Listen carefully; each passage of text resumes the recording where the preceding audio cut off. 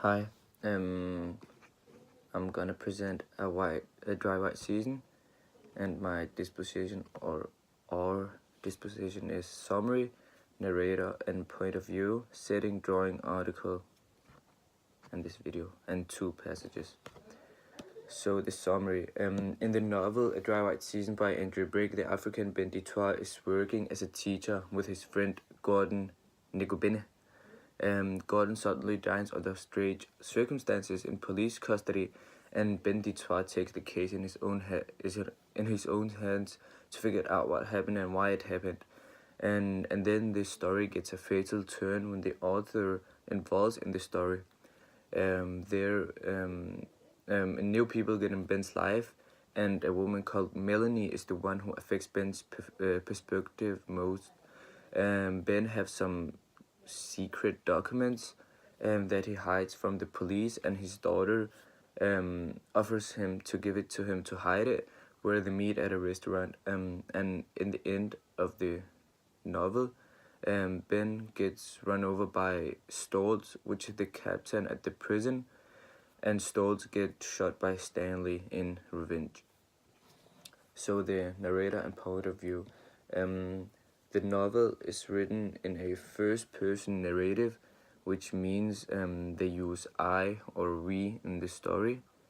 And an example of that can be seen on page 53, line 5 to 6, where it says, I went outside with them with the two smallest children in my arms, and when we got to the car, da da da da da. And that just shows an example of using I and we. Even it is a first-person narrative, it is written in past, and the narrator is an omniscient narrator because he already knows what is happening in the story. The narrator appears in the text with his own opinions and comments, and some chapters are an extract from Ben Ditoir's diaries and personal records, where the reader have access to his inside thoughts and feelings. The narrator is also interesting because he actually is Ben's old roomie, so they shared bedroom or house, and he appears in the end of the book. But even though he appears in the end, it had a big impact on the story because he's the one giving personal development of Ben, which is the main character of the book or the story, and he tells us the development of Ben from the start to Ben's death in the end.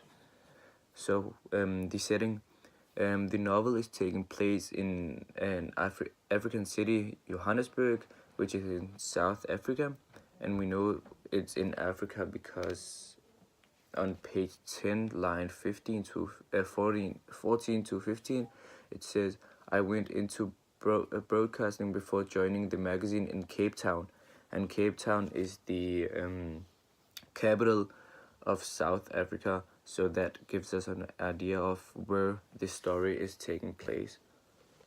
Also, if you want to make it easy, you can see on the you can see behind the book it says he has lived a white school teacher in suburban Johannesburg.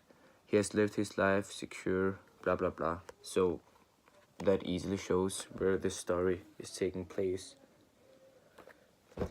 Then I have two passages, one on page 76, sorry.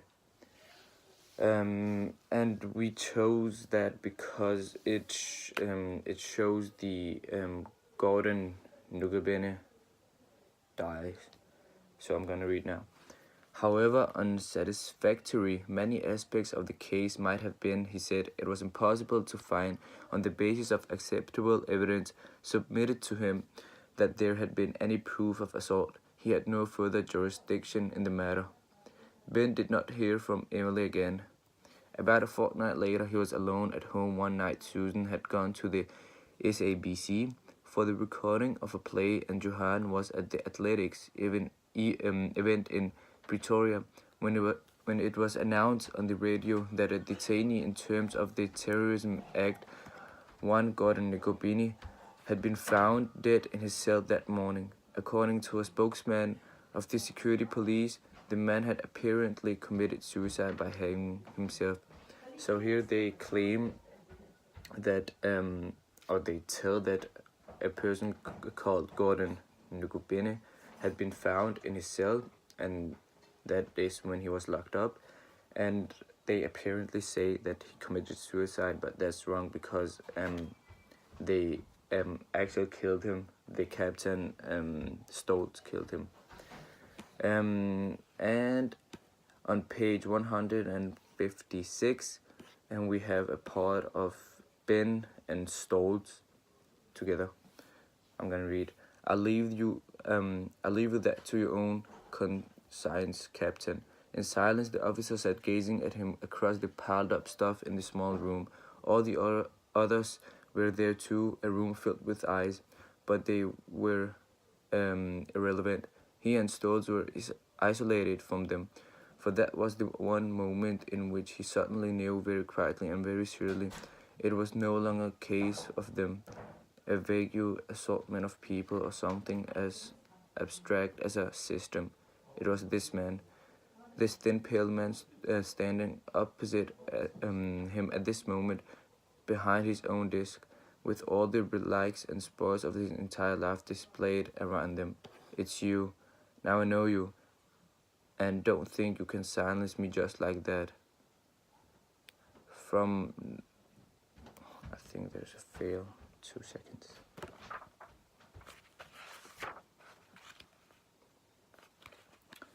Sorry.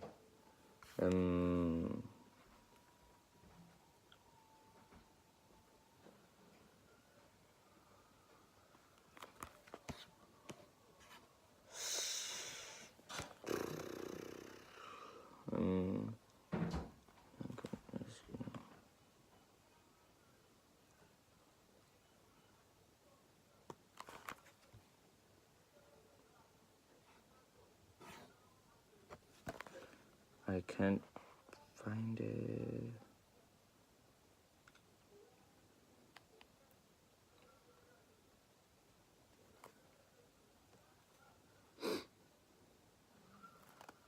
Oh, it says, I'm not Gordon Nicobini, and it was the end of the conversation. It's because we used like something to, long story short.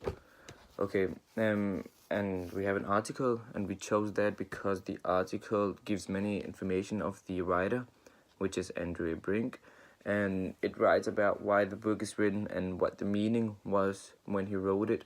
And apparently, A Dry White Season got banned in South Africa because it was published in the time where Frederick William de Klerk was the president and said it could harm him. So that's why they banned the book. And that's it.